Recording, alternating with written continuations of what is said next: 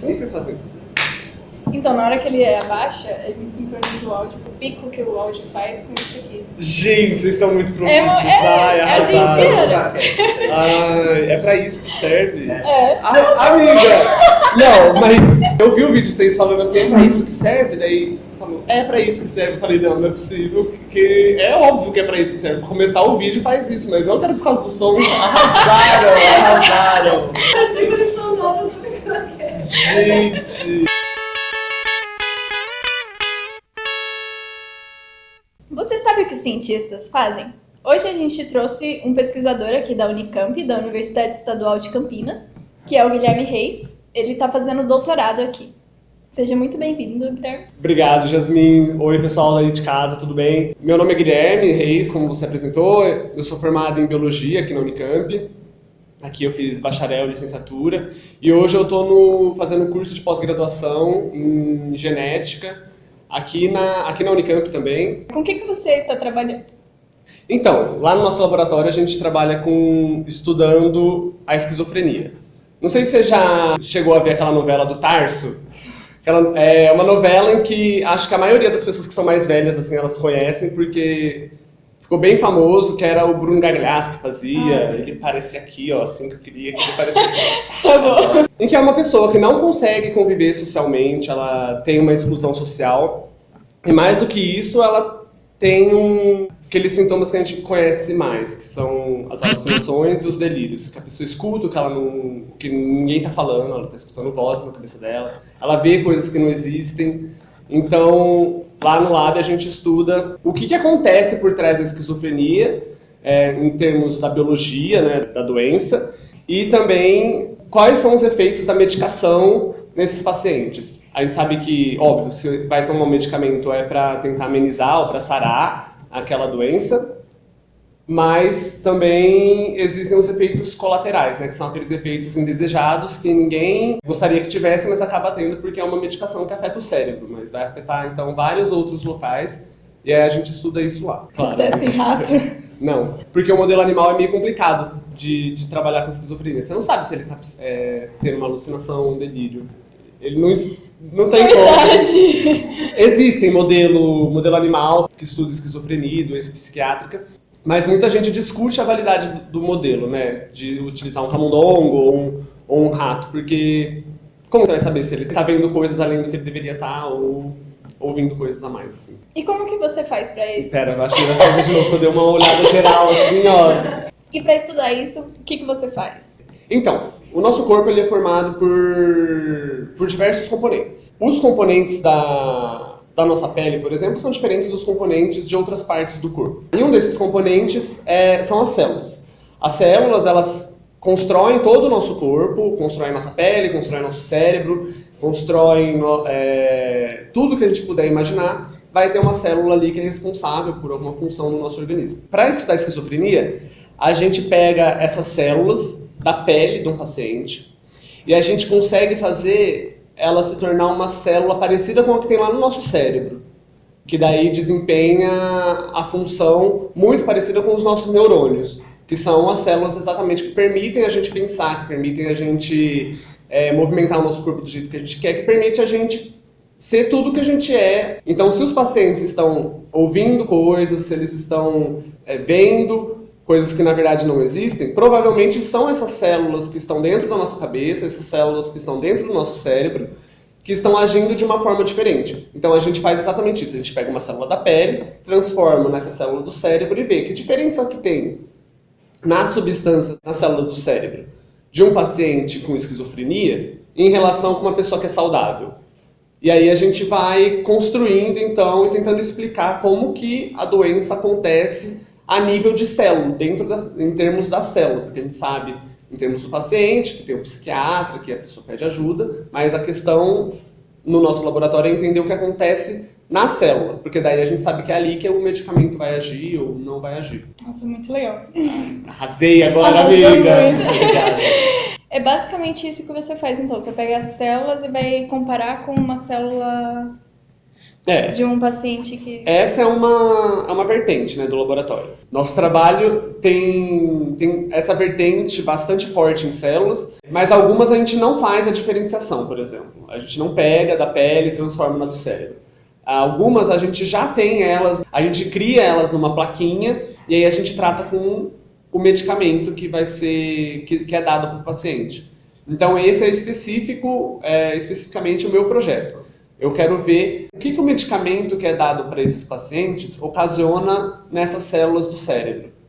E aí tentar explicar por que ele é bom e o que acontece nele que faz dele também ser um medicamento. Porque na esquizofrenia também acontece isso. Só 30% dos pacientes respondem bem à primeira medicação. Isso quer dizer que de 10, 3 respondem bem. Que é um número muito baixo. E aí a gente entender o que tem de bom no medicamento, mas o que também tem de ruim. E aí, tratando essas células com esse medicamento, a gente consegue dizer o que a gente pode mudar na célula, o outro medicamento que a gente poderia dar, algumas soluções para tentar sanar esse problema. E aí a gente sempre olha para um tipo de componente específico da célula, que são as proteínas, porque as células têm diversos tipos de componentes, a gente olha para as proteínas especificamente. E aí a gente também tem no laboratório outra vertente que é o estudo do sangue. Que daí não tem nada a ver com pele, não tem nada a ver com as células, mas tem a ver só com o sangue, que é assim, quando você vai lá no seu médico, você fala, eu tô sentindo isso. A primeira coisa que ele pede para você é um exame de sangue. Então, uma outra linha do laboratório, acho que a gente se pergunta é assim, que exame de sangue eu posso fazer para falar se aquele paciente vai responder bem ou não a uma determinada medicação? E aí, com base nisso, vai melhorar você falar se o medicamento ele vai ser bom para o paciente ou se ele não vai. E tudo isso num simples exame de sangue. Então, esse também é uma outra parte do nosso laboratório. Então, tem a parte de sangue e tem a parte de células também. Bom, então será que a gente pode ir no seu laboratório para você ilustrar assim, o que vocês fazem? Claro, vamos sim. Nossa, que artificial! Claro, vamos sim! Claro! Então, gente, aí aqui é onde a gente faz toda a parte inicial da análise. Depois que a gente já tem as células, a gente extrai os componentes da célula para a gente estudar, de fato, esses componentes na outra sala. Vamos lá ver? Aí, então, na outra sala, mas... Aí você coloca uma musiquinha pra gente ver.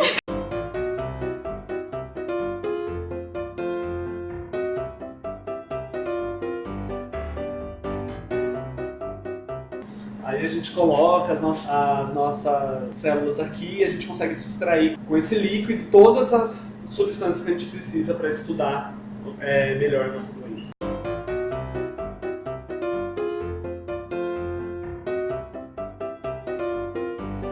Aí aqui é outra sala.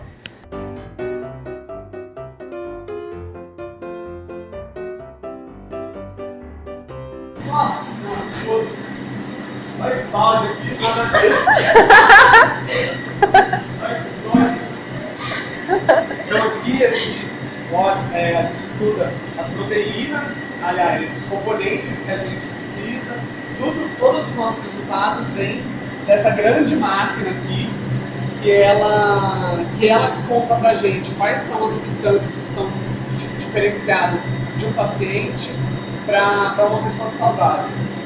Essa máquina ela tem um nome muito estranho, que dá para fazer até quase um trava-língua, que chama espectrômetro de massas. E aí agora eu vou mostrar para vocês aonde que a gente trabalha com as nossas células. Vamos lá.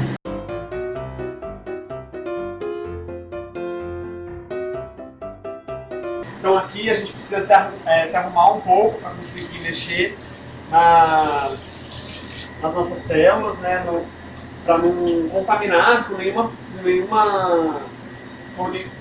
bactéria que a gente traz no nosso corpo, que é extremamente prejudicial para os nossos resultados.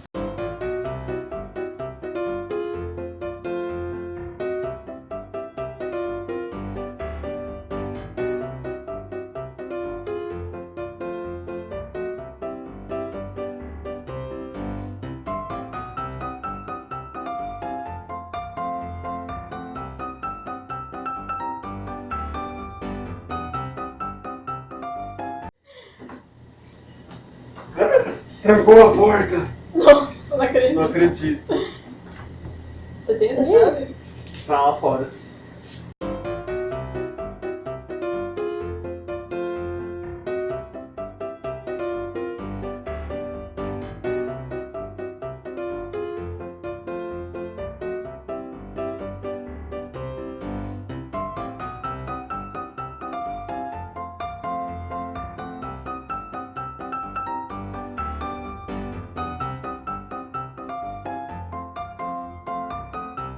Aí as células, elas ficam... Vou tirar aqui, né? Senão também não vai sair o som.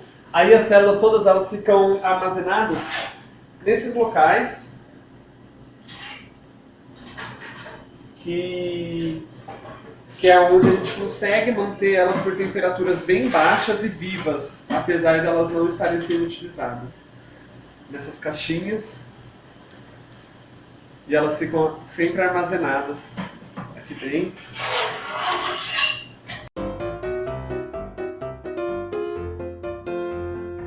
E agora, finalmente, a gente vai ver as células propriamente.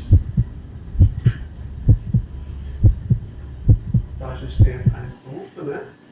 Onde elas ficam na temperatura do nosso corpo.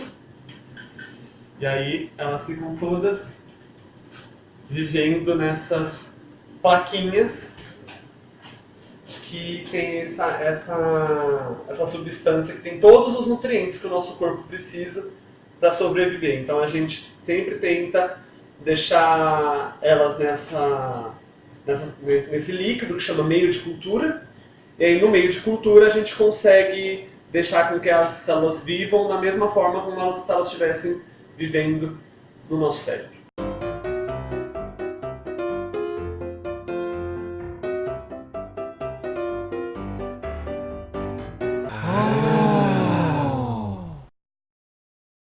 Então hoje a gente conheceu um pouquinho do que o Guilherme trabalha aqui na Unicamp. Espero que vocês tenham gostado do vídeo. Muito obrigada, Guilherme, por Obrigado eu pela oportunidade de apresentar o nosso trabalho lá no laboratório, de apresentar tudo que a gente faz. Apresentar tudo que a gente faz. E também convidar todo mundo para um evento que vai ter dia 24 de maio sobre o Dia da Pessoa com Esquizofrenia. Então vai acontecer na parte da manhã, a partir das 8h30, lá na congregação do Instituto de Biologia, aqui da Unicamp. E aí tá todo mundo convidado, a entrada é gratuita. Eu espero todo mundo lá.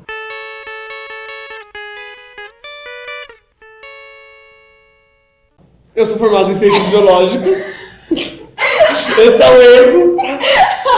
Eu sou formado em Ciências Biológicas, sou biólogo. Bacharel e licenciatura, educação acima de tudo.